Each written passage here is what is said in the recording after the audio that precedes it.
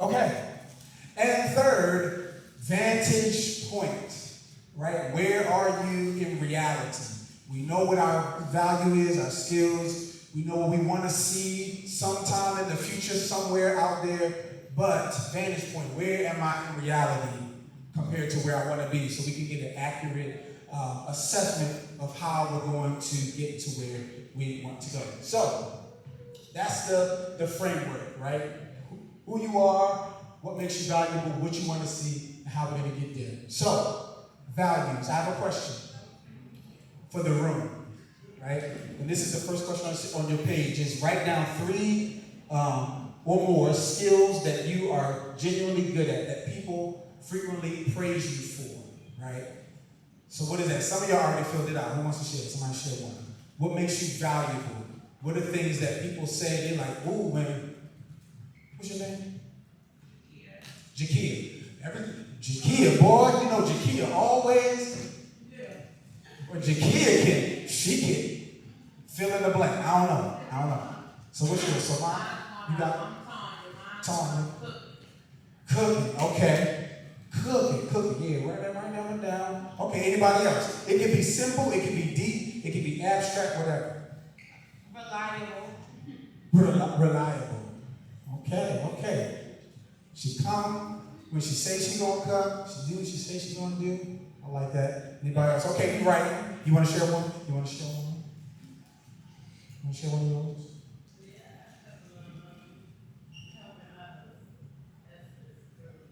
Helping others. Okay. Anybody else? Always fixing the problem. That's a good one. A good listener. I love these. Anybody else? What am I be talking?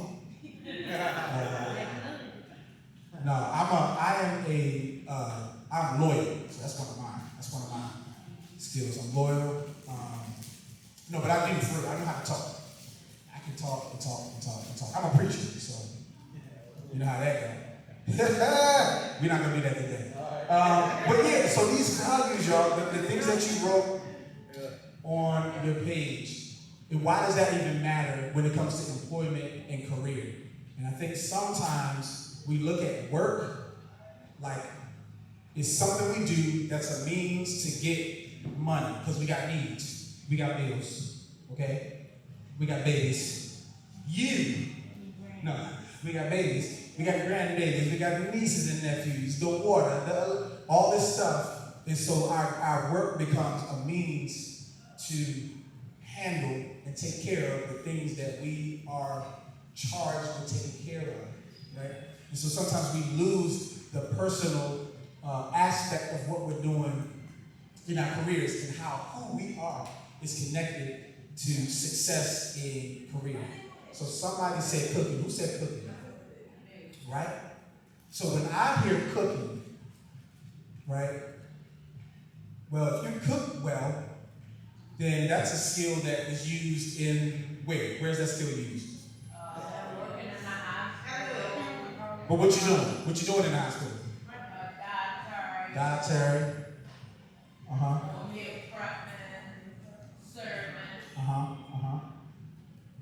What if I told you the skill of cooking is good for being a manager? What would you say about that? Yeah. Anybody would say yeah? Why would you say yes? Why? What does cooking have to do with being a manager? Because you have to worry about the timing, the ingredients, how everything is being portioned, and everything like that. Timing, ingredients, portion. Anybody else? What does cooking have to do with management?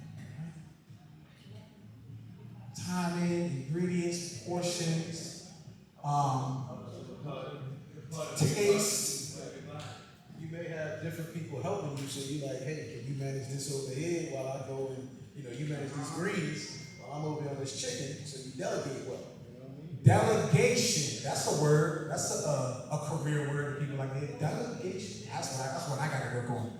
I struggle with that because I'm one of those people that try to do everything by myself. Anybody else like that? Yeah. I would do everything by myself. I would change my oil. I'm gonna gonna change my mind. I'm gonna do everything by myself when I should be asking for help, right? But I say that because I think it's important, things like that, when we look at ourselves and what we're good at, to not pigeonhole ourselves and say, well, I'm good at cooking, so I guess I just need to cook. But you know how to put stuff together. You know how to say, if I wanted to taste like this, so what if instead of giving you ingredients with flavor, what if I gave you a bunch of personalities? And this personality, and this skill, and this quirk, and this way of speaking, and all these different kinds of people, and then put them in a room, you can create a personality dish that looks like excellent service, right? I think also about the care industry. What do we call it? Nurses, hospitality, right? Because when you cook, most of us would cook. If you're a grown up who lives with other people, most of the time you're cooking because you got people to feed. And if you're cooking with people to feed, you're thinking about their taste, right? I got a son who just all he likes is carbs, right? He want bread, cookies, French fry, right? So if I make a dish like chili, he don't want the juices and the tomatoes, so I figure out a way to make his chili kind of dry, right? So we cook, we're thinking about, I know it's hilarious. The boy won't eat nothing green. Anyway, I'm on my soapbox. We figure out ways to use that. So everybody just look at your list, even if you didn't share, and think about, don't just think about what you're good at that equals a career. You might be good at double dutch, okay? I can't do that. You can. That's coordination. That's all these skills. So look at your list and think about what ways that you can use that. Everybody say, I am valuable. I am valuable, right?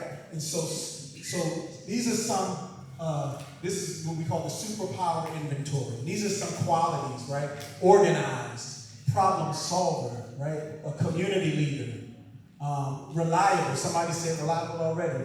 A good listener. Somebody said good listener, right? These are some of the attributes that employers look for, that managers look for, right? I'm an employer, right? And I look for qualities. When I think about people that I want on my team, I just had a conversation with a young lady yesterday who I'm pursuing to be on my team. And it's because of certain qualities, right?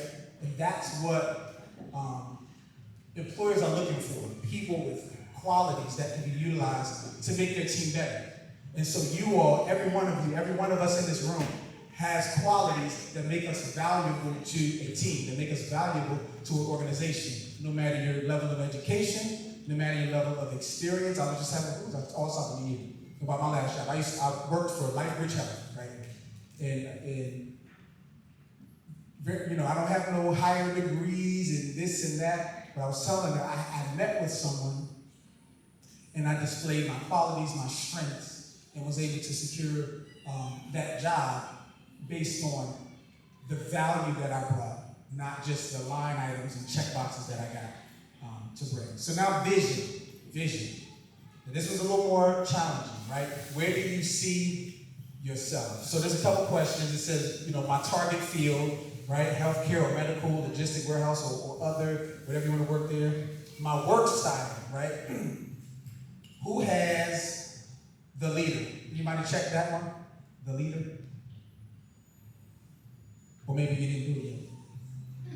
If you didn't do it yet, just check it out. Check that section out, right? Are you a leader? Right? The expert is the one that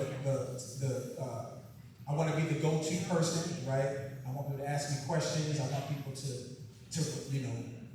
look at me for the answers, right? The leader is the person that's in charge. I want to be the person that's telling people what to do. I want to be the boss. Or are you the connector, right? The connector is the team player. I don't want to be in the forefront. I just want to be in the mix. I want to be a part of the group. I want to, just blend in, put my head down, do my work, right? Absolutely. And this is recorded. We're going to post it somewhere. We're going to send it at some point. Okay, so who selected? Did anybody select the connector? Anybody? You did? Okay.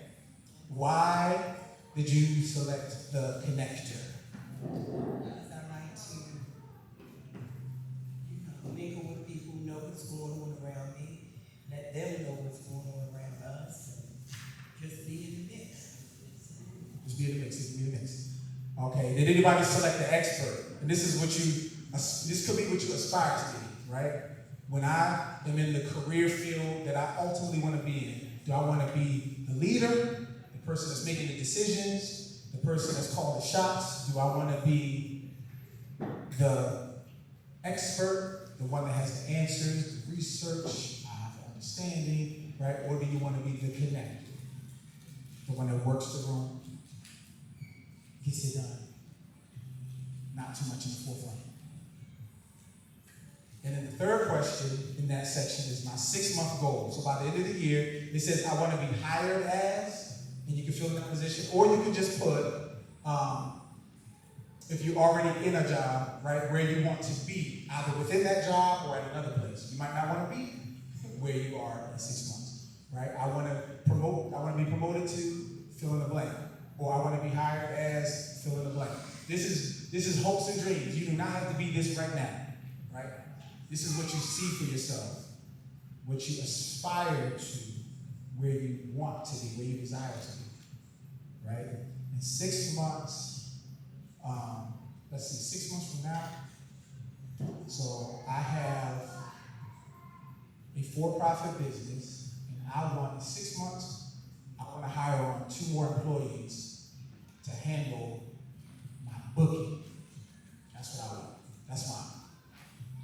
I picked for mine, manager. Managing. All right, any particular place or anywhere? You just want to manage a team. No, I would like to do a manage my own cooking place, or I would like to manage my own vehicle. Okay. Now, we talking entrepreneur. We talking about you're the owner. Yeah. I love it. I love it. I'm gonna keep that in mind. Anybody else? Anybody else? I want to hear what y'all aspirations are. What's your career aspiration? Where you want to be? Where you work at?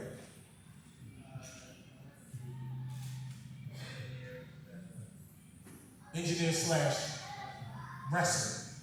Let's get it. Let's get it. Anybody else? What about you guys? You're in school. Maybe not 6 months, maybe 6 years. Right? Where do you see yourself? What do you think?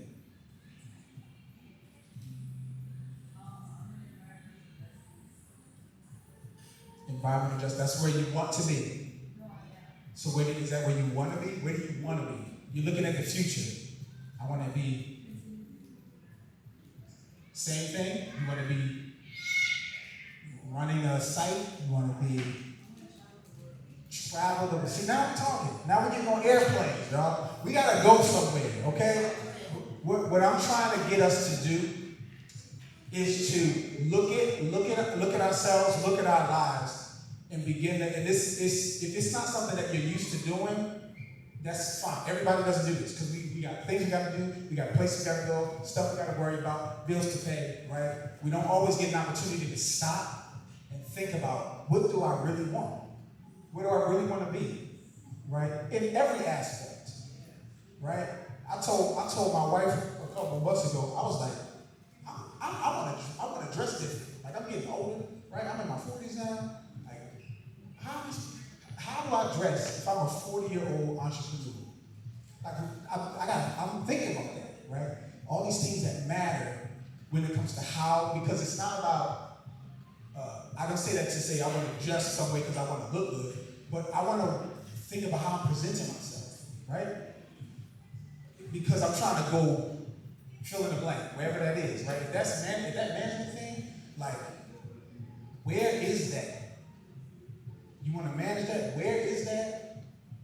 And I'm trying to, right? So that's all we're doing right now, y'all, is we're using a different muscle, right? A different part of our brain to think about those things. Because there is, well, I'm not going to get on my soapbox. I was going to say, there's people who don't want you to, but y'all know what I'm saying without me saying it, right? Last but not least, vantage point. Your vantage point. So this is your reality, right? Where are you now? right? And I'm not gonna ask nobody's business, like what kind of bills you got, how many kids you got. I'm not gonna ask you that. That's for you to think about. But your vantage point is you have an idea of your value, right? What makes you an asset? What gives you the ability to be a benefit to an organization, to a team, to a community, to a group, whatever it may be, to an individual, right? You have these qualities that make you valuable, and you have a vision where you want to be, right? I can cook. I keep using you because yours is the most fun. I can cook. I can put ingredients together so I can manage. Okay, I can manage. I can run a business. Okay, that's over there because you're not there today, right? I'm not there today. So how far away is it, right? Imagine you get in your car, right? You get in your car, and it's a quarter tank of gas in there, all right?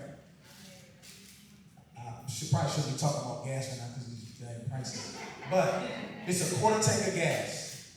And I tell you, hey, take the keys to this car. It's a quarter tank of gas in there. I need you to run up to Philly and back. What do you want to say to me? Are you going to take the keys and like, all right? Heck no. Why?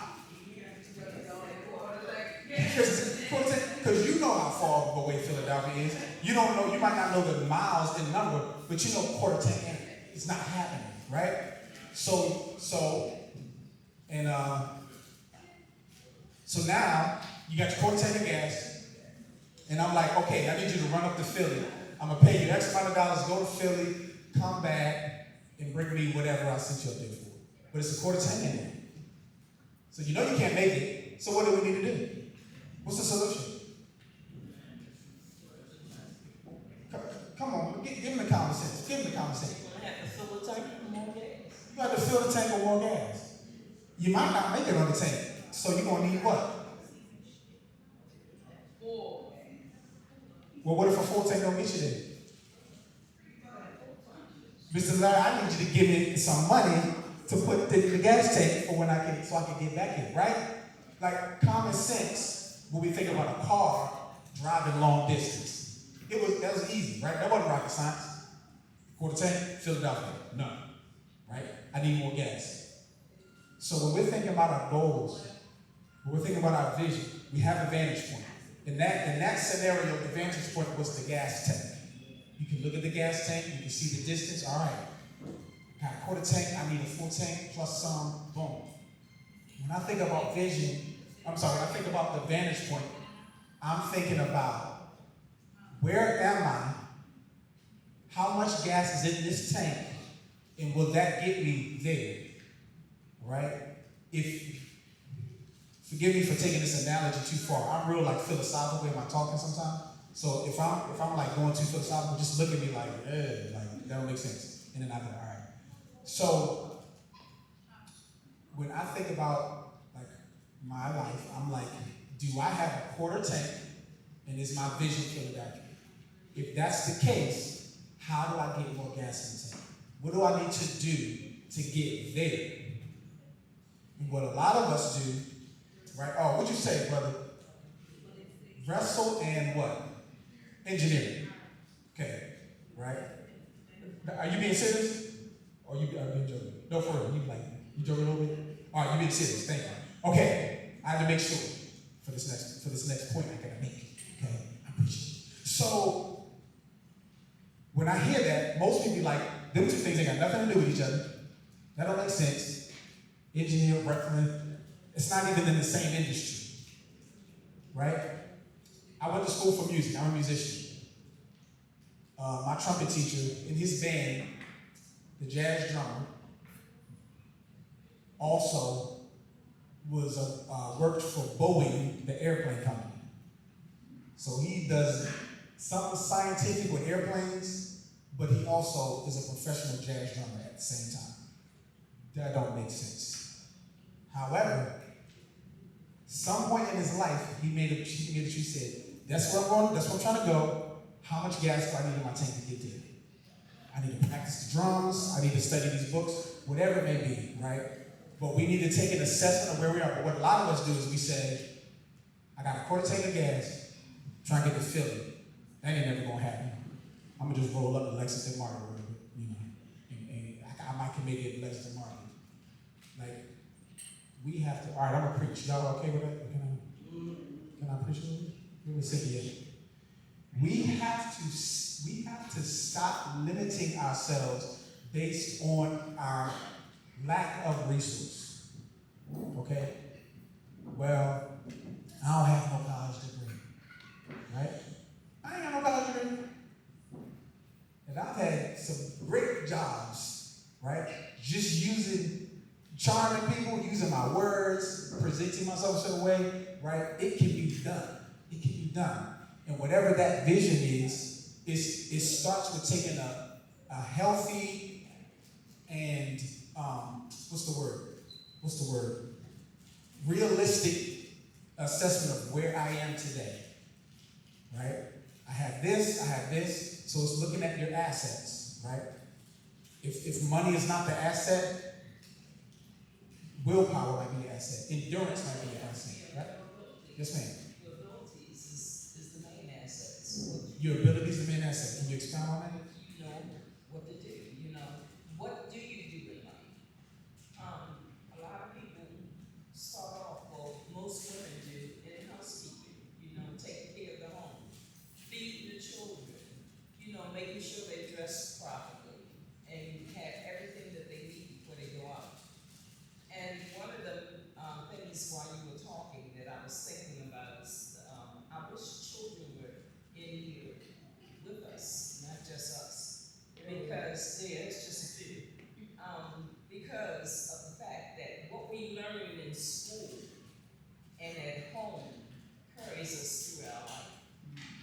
And one of the most important things is getting that education. You know, a lot of kids nowadays don't want to be in school. You know, they think it's not cool. They can learn out in the streets and whatnot. But when they get in there and learn all those different skills, your English, your history, your math, your social studies, your science, all those different things, it's what's going to carry you through life.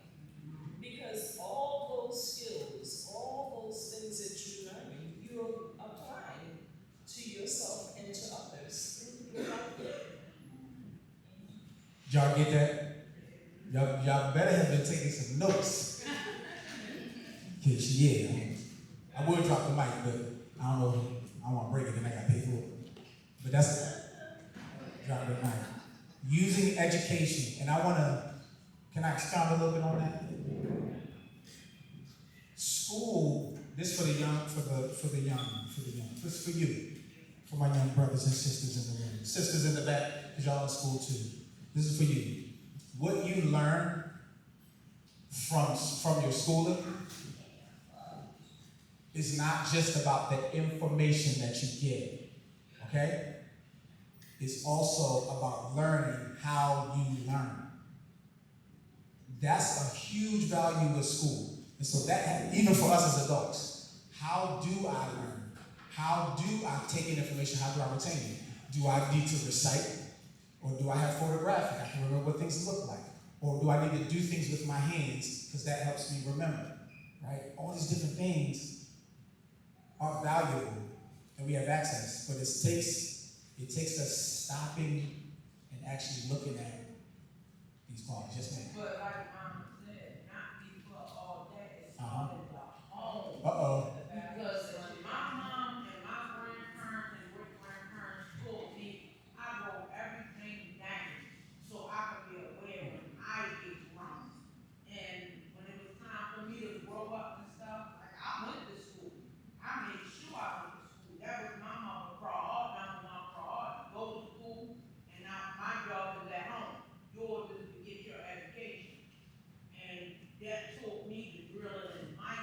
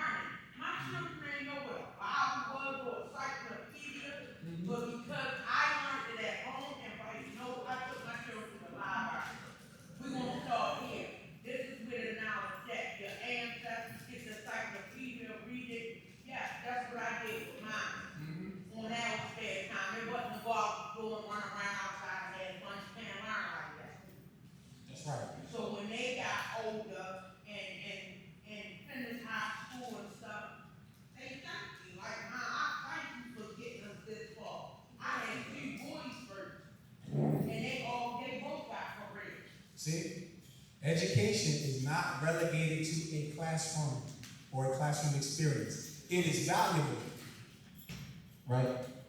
It is valuable. However, that's just another platform. At home, it's education. Amongst your peers, and I think that's another one. I'm gonna just throw this one in there. Who in your circle is further down the journey than you are? If there's no one, you got work to do. I keep people who are way down, people who are executive leaders, people who are millionaires, all that stuff, I keep it somewhere close because that keeps me seeing a real life example and a tangible example that I can touch, I can call and say, hey, I'm trying to do this, but I think I'm gonna do this next. They're like, no, Larry, that's not what you do next, boy. Go this way, right? I had that conversation last Friday. I was speaking with somebody. He was like, yeah, you're doing that wrong, right? I'm thinking I'm a business owner, I'm doing it. Like, no, you're not. You know, it's education. It's education. So, bringing it back. We have a value. Everyone say value? That's your value. Your value. What makes you special? What makes you unique? What makes you an asset? What makes you a benefit? Everybody say vision. You gotta have a vision. It does not have to be elaborate and articulated eloquently. It just can be, I just want to have enough money to, whatever it is, see something that's away from where you are. An vantage point. Everybody say vantage point. Where are you in proximity to your vision? Is it a all the way drive up to New York kind of vision? Or is it a going up the street, you're going to the zoo kind of vision?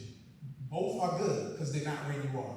But you have to have a vantage point to get there. So I'm going to give you 5 minutes and then we're going to transition to Brother James Henson. Let him get all set up, bring him up. Because somebody said, you just said, it's not enough to just have a job, right? That's what you said? So we're going to talk a little bit about investing and how that plays into our pursuit after income. But take 2-3 minutes, and I want everybody to write one thing down, right? You got somewhat of a vision of where you want to go. Just at least one thing that you're going to do. What does it say? In the next 30 days, in the next month, one thing you're going to do to progress yourself, to advance yourself closer to that vision. One thing you're going to do. I'm going to give you 5 minutes. Next 30 days, next month. You got it? Okay. All right, hold on to it, because then you're going to share yours first. Then. Since you want to show off. Tell everybody. Say, bro. Oh, since you want to be that one.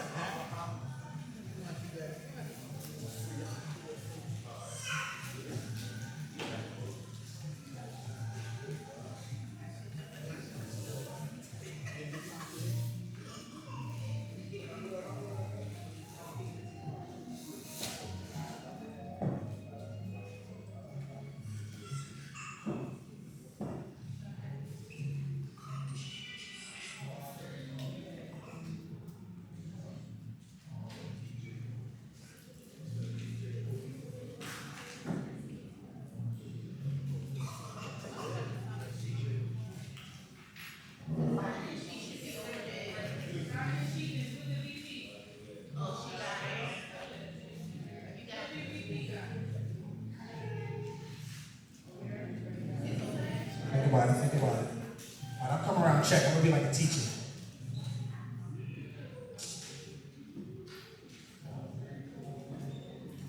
What we doing, y'all? What we doing? Where we going, man? We going to Philly or New York? What's good?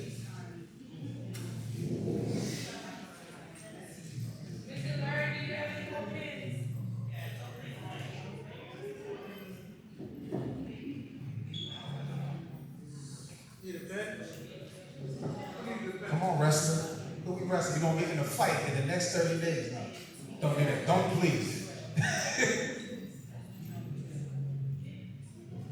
He said he's going to beat somebody up the next 30 days to get ready to hit for his wrestling career. That's what he said. I didn't say that. I ain't trying to be a wrestler. My knees and my hips. Can't do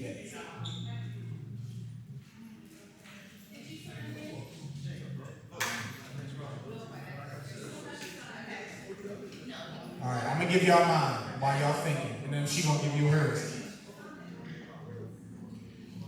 So mine. So I have a nonprofit organization, and for me to my one step in my next 30 days is I am going to bring on an interim board president, so I can stop occupying that seat.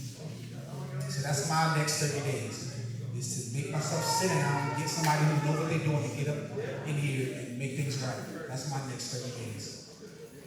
If y'all reach out to me, y'all can hold me accountable. When you see me, you be like, Larry, did you replace yourself and get that interim person, or you still doing it by yourself?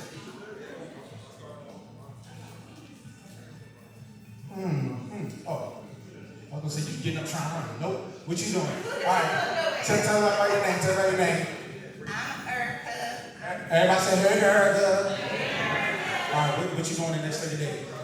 Trying to run my own business, working on schools, doing that, and being a fashion designer. But right now, I'm the instructor of Let me hold down. Let me hold something. Can you give me something from the treasure? Anybody else? Something you want to do? Ooh, you got something written there? Oh, you wrote something at the bottom. That's yours? Okay. Okay. Take the Maryland title exam to promote. So you're going to take that in the next month? All right. I'm gonna remember that. If I see you in July and you can take that exam, I'm posting it on Instagram. I'm telling everybody.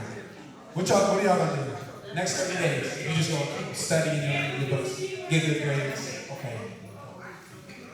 What you gonna do next 30 days? In the next 30 days, our action plan will be officially completed, the draft, and hopefully we are sending out you guys an invitation for our party, our block party. So yeah, we're gonna give you one big one. Yeah, we're gonna give you one big one. So yeah. I'm gonna push back on you. You said hopefully we gonna get an invitation? Yeah, I don't know what date it's going to be, but hopefully in 30 days you get it. Maybe 2 times. Okay. Hopefully. Yeah, you'll get an invitation. You will. But maybe. We are affirmative in here. Okay, last thing, y'all. Keep thinking about that. Keep that paper. Please take it. I don't want to see none of that on the street. If I see it on the street and I can figure out your handwriting, I'm going to show up at your door. But look, at the bottom, there is a QR code. Okay, if you know how to do QR codes, do that. If you don't know how to do QR codes, my number is on there and my email address. That is a form. Next month, we do this third Thursday, Miss Cynthia. She gonna let you know what the next one is. We're gonna parlay this into resume writing, but we're gonna be coming at it from a narrative aspect, from a narrative standpoint. So everything we talked about today, everybody who missed it, they're not gonna have this part. They're gonna have to catch up. So what we're gonna do is that form. It's a little bit lengthy, but you're gonna fill in items on that form, and that's gonna help us build. Even if you have a resume already, still do it. That's gonna help us build and advance our resume. And we're gonna talk about how to use AI to sharpen and tighten up our resume. If you have any moral objections to AI, you don't have to use AI, but we're just gonna talk about how to use it. Cool. I'm gonna transition the mic over to my man, James. Everybody, give it up for James Henson. He's the money man.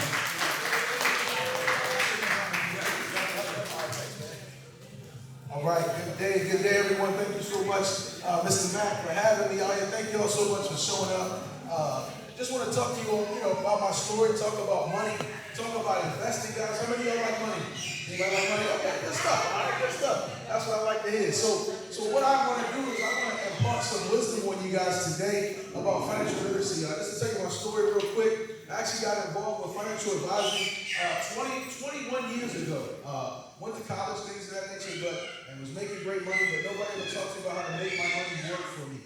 And so what ended up happening, I got laid off, right? And I'm like, man, what am I going to do now? Because, I need to make some money. And so ultimately, I transitioned into the financial realm, right? Because I started to realize that people needed to understand how money works, how to win the money game, right? This is stuff that's not taught in schools, it's not taught in our communities, okay? And so this information I'm going to share with you today, I always tell people, knowledge is not power, applied knowledge is power, okay? So let's just jump right in and let's talk about it. I represent Henson Associates. This is my firm. This is what I do all day. I've been doing it now 21 years, so I'm excited about it, right? So,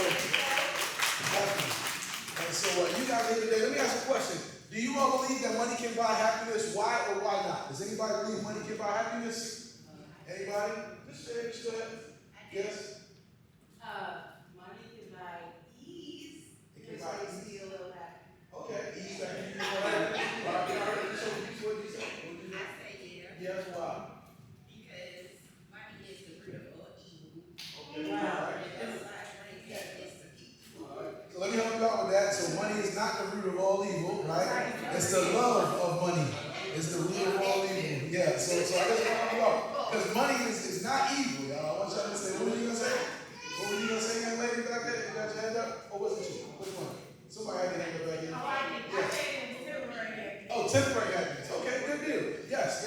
Money can buy you wherever you need to go and get or whatever you need, but it can't buy happiness. Gotcha. Okay, she said money can get you where you need to get, but it can't buy you happiness. And the thing is, there's no right or wrong answer to it, right? How you view money is how you view money. But I always tell people, understand that money is a tool, okay? It is a tool. It buys you options, all right? Let me explain something to you. Growing up, it was 7 of us, right?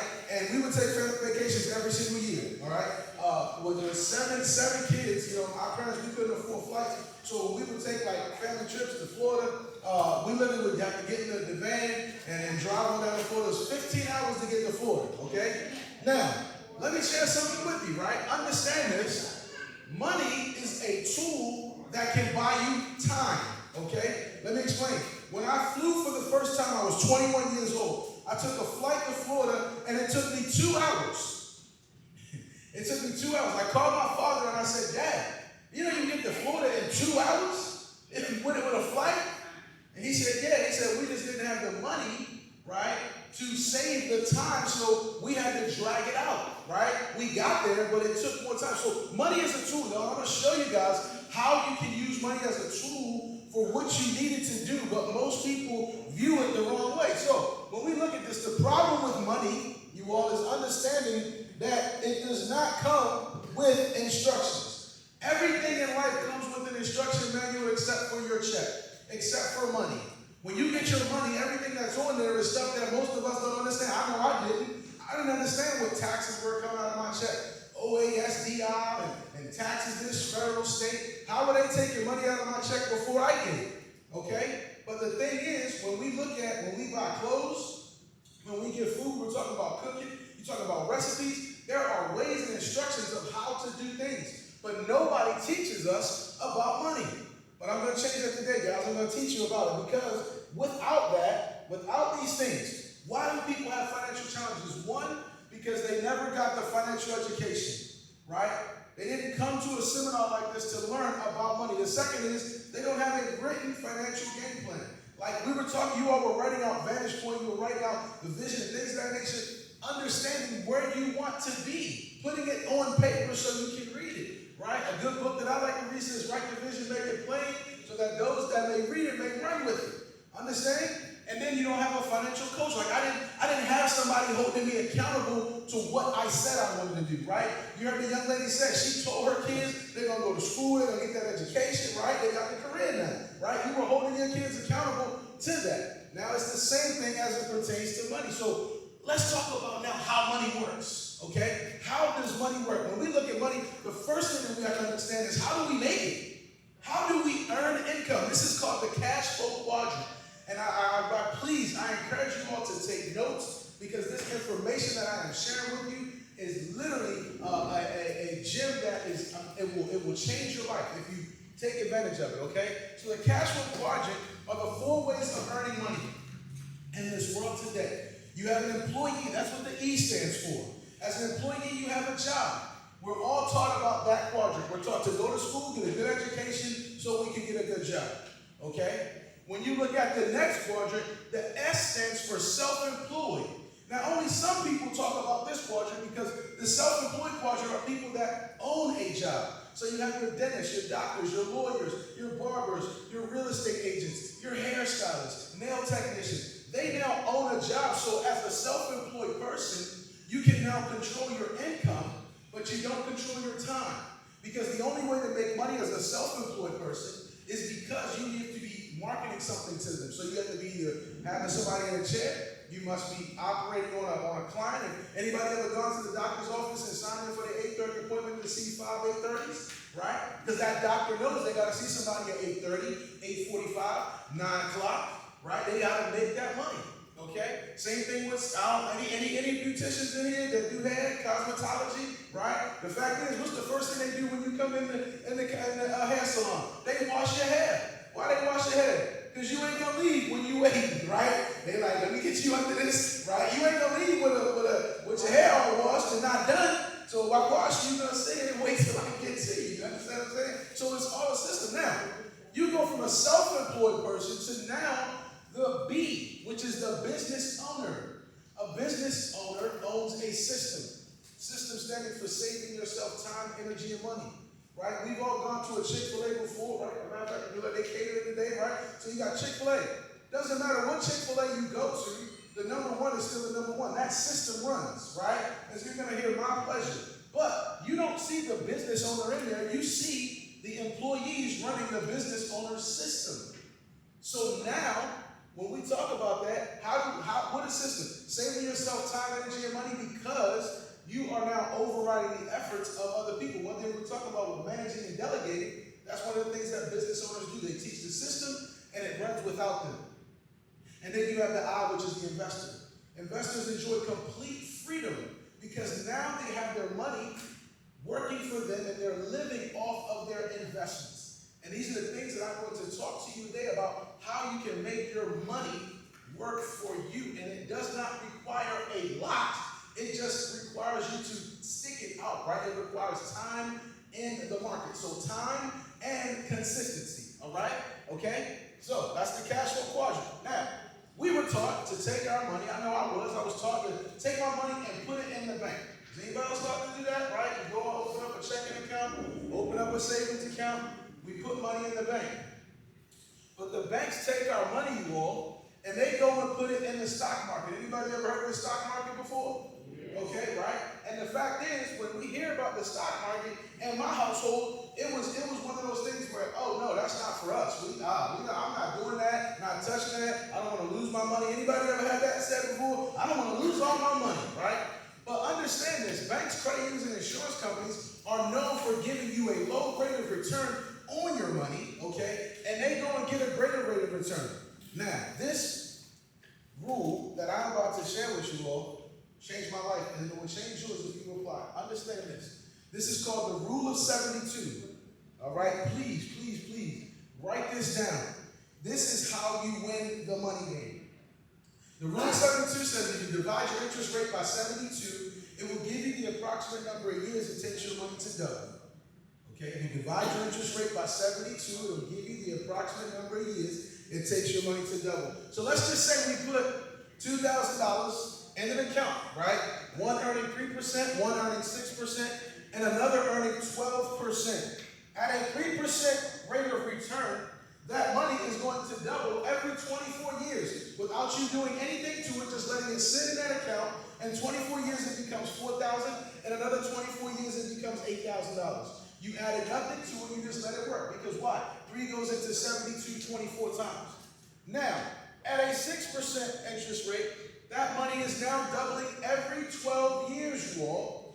Look at that. Now in 24 years, it already doubled twice. We're at $8,000. And another 24 years, it doubles to $32,000. Right? It's time in the market, okay? Not timing, right? Because that's what people think. I got to get in at the right time. No, you just got to get in, right? Okay, look at this. Now, let's look at this here. At a 12% interest rate or rate of return, that money is doubling every 6 years.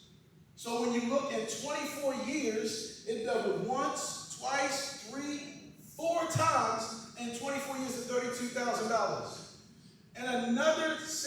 because that's now a $500,000 from a $2,000 investment that you just let work for you. Guys, understand, people are not seeing this information. It's not taught in our community. They're not sharing this, but this is how you win the game. This is how you win the game. These are the things. When people say the rich get richer, no. They just know the rules. Look at this. How do you win any game if you don't know the rules to it? Anybody play spades in here? Any spades players, okay, right? So the fact is, when you see somebody sit down at the table, and by their first or second move, you already know whether they know the rules or not, right? You know whether you're going to get them up off that table, because why? They don't know the rules. This is what the economy, this is what banks are doing to us, right? When we talk about the financial realm of understanding, this is what's happening. I'm not saying that banks are bad, but they're not created to make you wealthy. They were created for transactions. That's it. Banks were not created to make you money. They were created for them to make money. Okay? You have the ability to do this and do what they are doing. Now, listen, when we talk about the stock market, because when we look at these rates of return, who would benefit from learning this information? Everybody.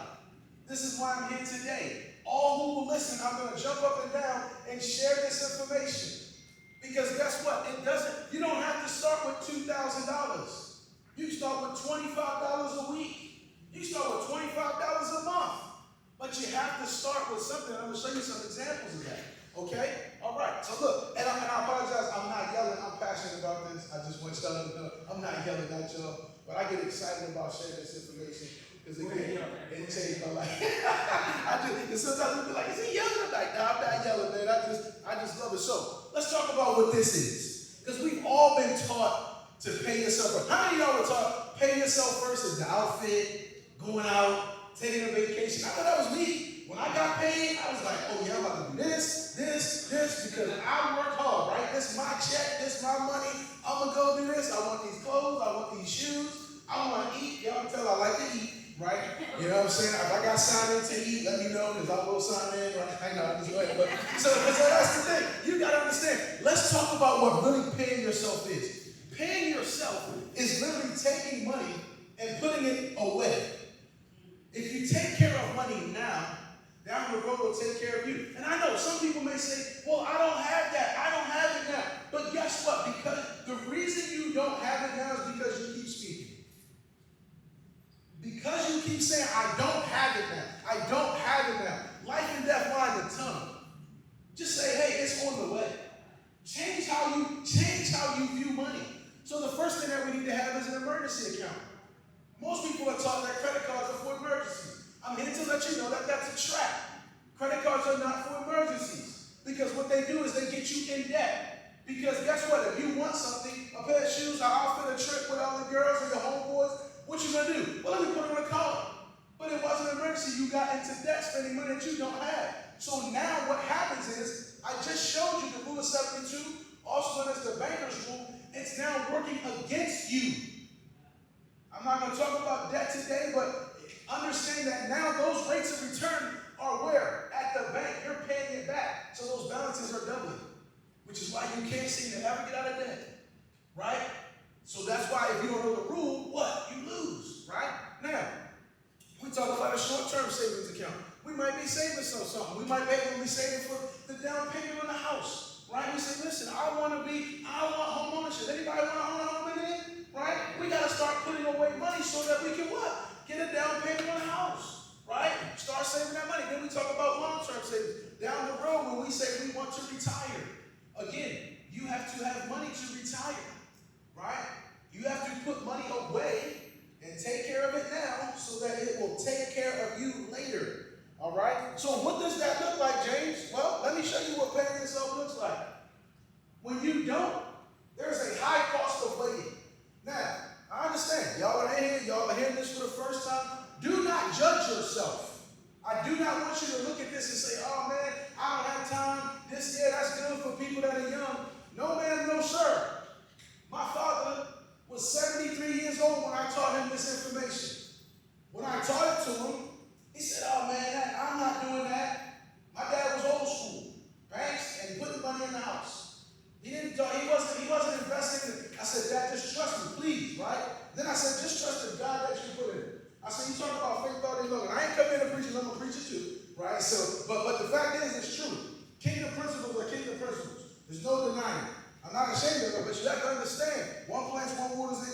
with God. Okay? All right? It's a faith walk. So my father started to invest with me. He gets his return. He calls me up and he's yelling in my ear. He said, this can't be right. I lost this money. I said, you didn't lose it. You made it. He said, what do you mean? No banks ever did that before. I said, Dad, you are now where the banks were putting your money. And he started crying. He said, what do you mean? He said, all these years I've been putting this money here and I could have been doing this. I said, yeah. He said, if I only had 20, if I do this 20 years, I said, well, Dad, you can't go nowhere. If you die, kill you. You can't go nowhere.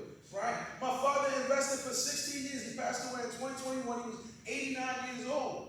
But he left my mother an inheritance from that because of him doing it. So, I don't know. There be nobody in here look as old as my father at 73 in here. So the fact is, you have time.